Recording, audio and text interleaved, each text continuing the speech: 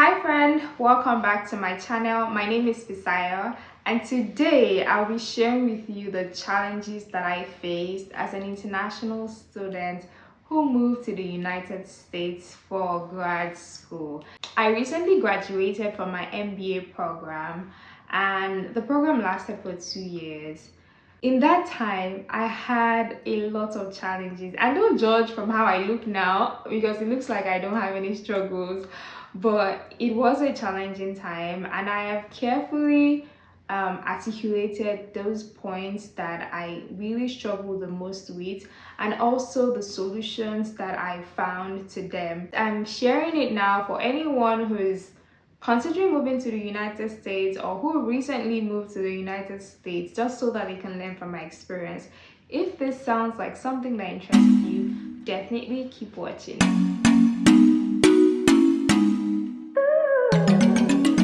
So the first big thing for me was the accent. And it's not the typical way that it happens for many international students who move abroad. It was different for me. Now, this was my dilemma. They could hear me when I was speaking in class or like speaking to them, but I couldn't hear them. Like,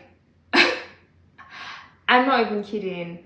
American accent, Mexican, Indian, Pakistani, like different accents were just like flying over my head. And I kind of blame my lack of exposure, right? I kind of blame my lack of exposure for not being able to grasp this accent, but it was quite a tough struggle for me to hear people out, because aside hearing people, I also have to like understand what they're saying. So my brain was doing like a lot of processing, and sometimes I'll just like nod in agreement, or I'll just chuckle just so that I'm trying to act like, okay, I heard you, when I really didn't hear what you were saying. It was really bad. But one thing I did was I went on YouTube and I looked for YouTubers that sounded or that had similar accents to the ones that I heard, and then I'll go to their videos and play them in 1.25, 1.5, 1.75, depending on how like I can hear them, right? And I made a constant practice of listening to people speak in faster paces on YouTube. I did that for an extended period of time, and that kind of like helped my brain to catch like when people were speaking. So I noticed that it started getting better for me. I started like understanding my professors better. I started engaging better in class, because like I didn't want to speak and then somebody will speak back and I don't hear what the person is saying. Like, is tough, and I'd never really heard anything like that. Like, many times when I listen to people's videos, people will say, oh, they're speaking in class and people can't hear them, people are asking. For me, it wasn't like that. Wasn't really the case. I wasn't really having issues with people asking me, oh, what did you say, what did you say. People kind of like hear me fairly well, but I just like couldn't really hear people a lot. So using that YouTube trick really helped me to acclimatize to different accents and try to practice like fast hearing. So challenge number 2, the educational system, the grading system, how classes were run. Now, this was like the last time I was in school was in 2013. I graduated from my undergrad, which is what people call college here, in 2013, and that was like the last time I was in a university setting.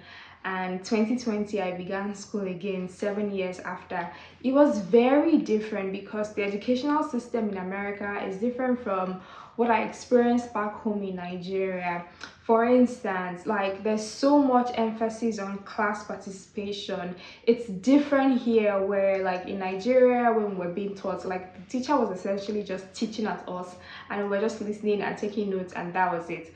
But here, like the teacher is speaking, you have to participate, you have to engage, you have to speak, and you're not just, it's not just like it's not optional, because your class participation fits into your grades. So I just thought it was very weird.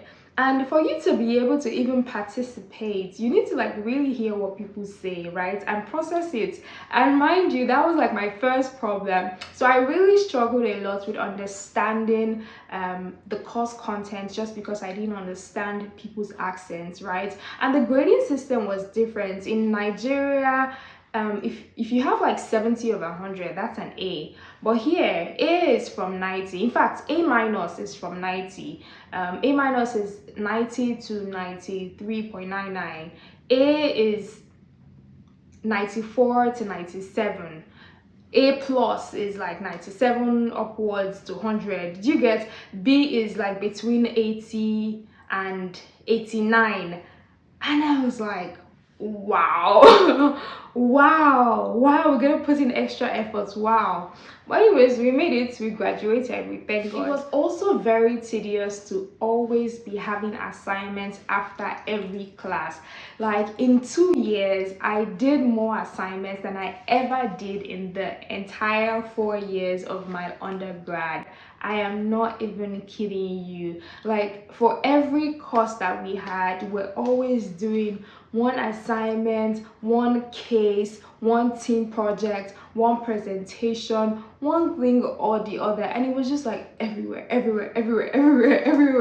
So it was really different. It was a really different experience for me.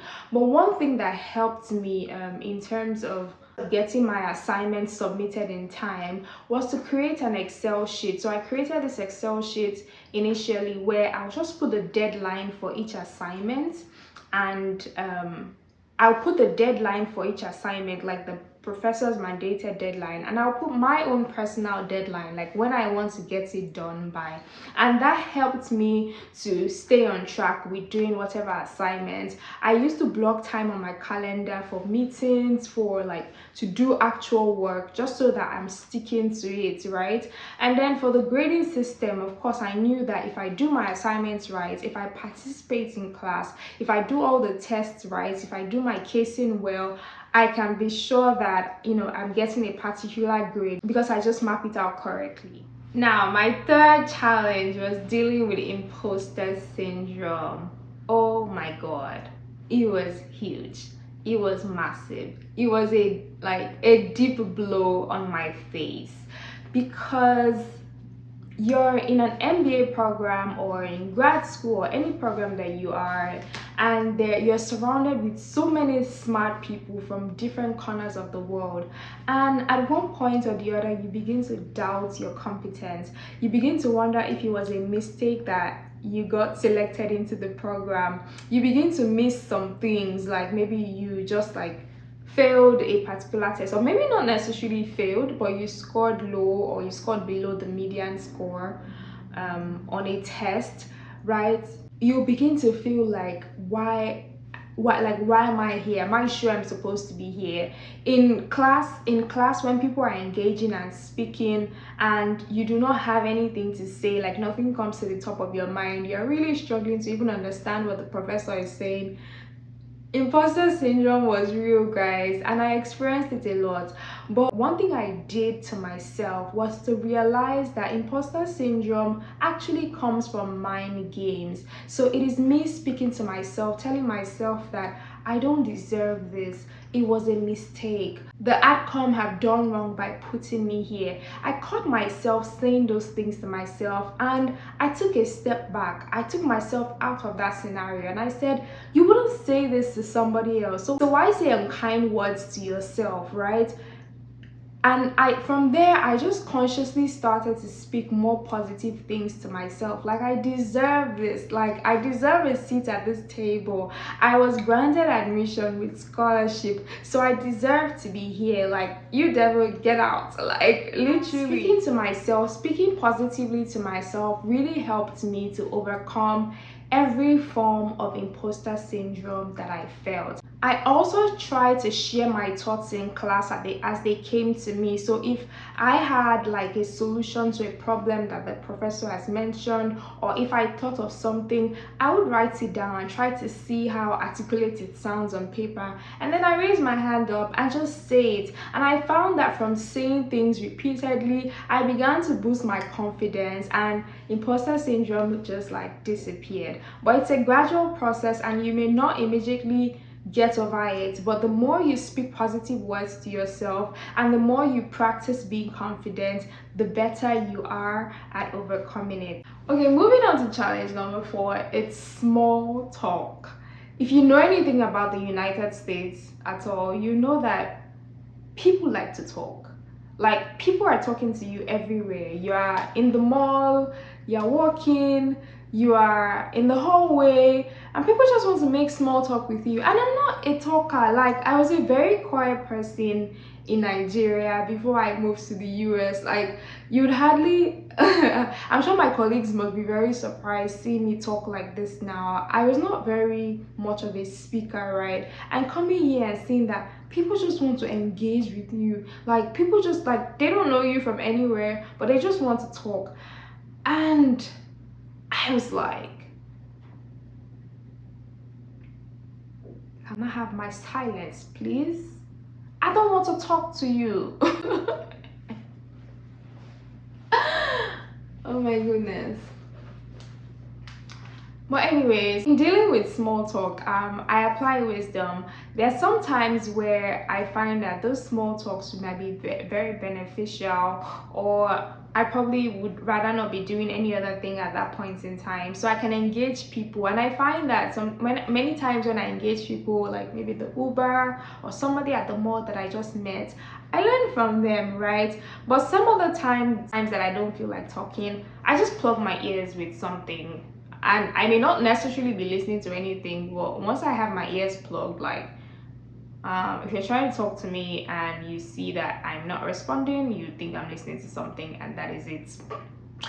Yeah. Another thing that I found difficult was, it wasn't like exactly a struggle, because I kind of grew up like being independent, but a lot of doing things on your own, because labor is expensive here in the United States, is a thing. Like, since I moved here, I make my hair by myself, I set up my apartment by myself. Like, so many fixtures in the house, I had to do them by myself, because paying someone to do it for me is expensive and I cannot afford it.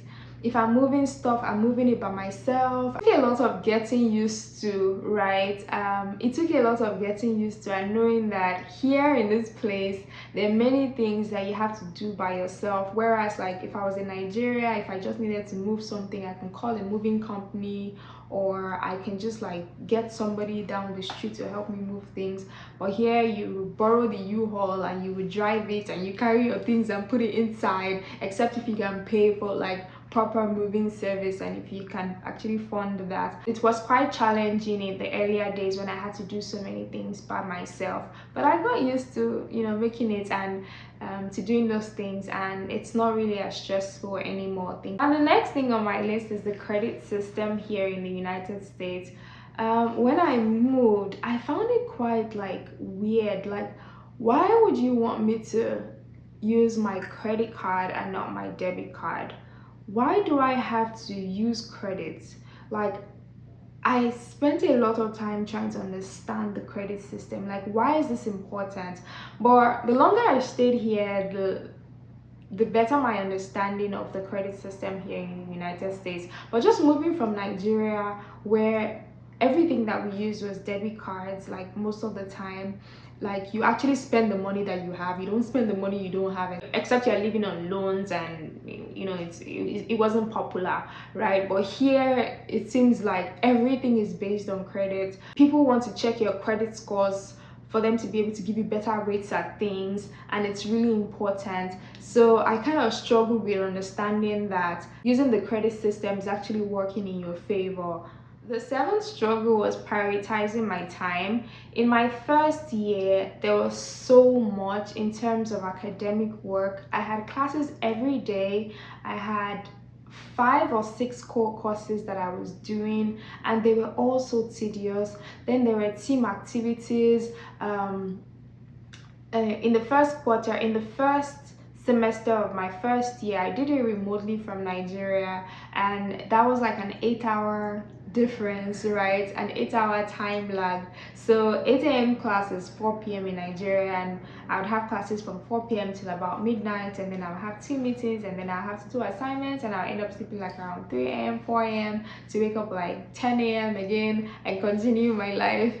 So that was quite challenging, and when I moved in here, I found that it was better for me to organize my time, because I was working in the same time zone as my classmates, right? If I needed to speak to the professor, I could speak to him. I could have 10 office hours, so that helped me. Moving here and being here physically helped me with prioritizing my time and making the most of my program. Okay, so my next point is the individualistic lifestyle here. I'm kind of like a communal person, but here in America, many times people do things on their own. Like, you live, you're not responsible for anybody, nobody's responsible for you, you're an adult. You live your own life, you do your own thing. I don't know if you know what I mean. Like, for instance, there was one time I bought something from my house. I went out and then I bought something back home from my housemates. You know how you do in Nigeria, like you go out and then you bring something back, like, oh, you that you're in the house, take it to. And then she goes, you know, you don't have to do this, right? Like, we're in America, like everybody is responsible for themselves. Like, if you go out, there's no, oh, don't worry, I'll pay for you. Everybody's paying their own bills. We're splitting it equally. We're splitting the tip and the tax as well. Like, I found it strange. I'm like, whoa, really? It took a lot of getting used to, honestly. Lifestyle here is very individualistic. Do not expect like favors. Like, if people are doing things for you, be ready to pay for it, except they say that, oh, don't worry, you don't have to pay for it, right? But kind of like drop the mindset where you feel a little entitled to favors. I know what I'm saying, because like where I come from in Nigeria, sometimes you do favors for people and sometimes they feel like, you know, they deserve it. But you come here and you're gonna be shocked. You're gonna be shocked. So don't expect free things from people. Just make sure that you are able to pay, except people say like, okay, don't worry, I'll handle this. Now, my last point, and I made this the last because it was not really a struggle for me, but from speaking to other international students, I find that, or other students, I find that it's something, and I should let you all know that loneliness is a thing. Yes, loneliness is a thing, and you might experience this in different ways, right? If you are single, not married, even if you're married and your partner did not get to move with you like immediately, if you have family back home or you don't have family here in the United States, there's some times where you will just feel like there are people around you, but their hearts are far from you, and you would really be missing your own people, and you can't get in touch with them because it's a different time. Like, it's probably like midnight for them, or you're probably in class and they're probably at work or something. So sometimes loneliness, it do be entering your body.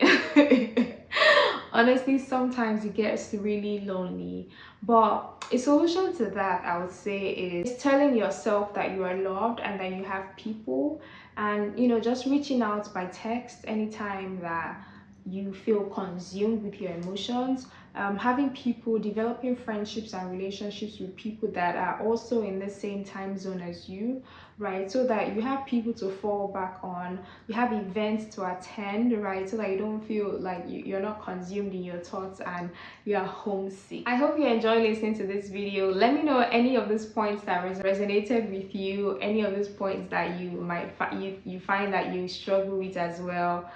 or you find that you might struggle with as well, or anything that surprised you from watching this video, or anything at all. If you just want to connect and bounce with me, let me see that in the comment section. Thank you so much for watching my video. Don't forget to hit like on this video and to subscribe if you have not subscribed to my channel. Thank you so much for stopping by, and see you in my next video. Bye.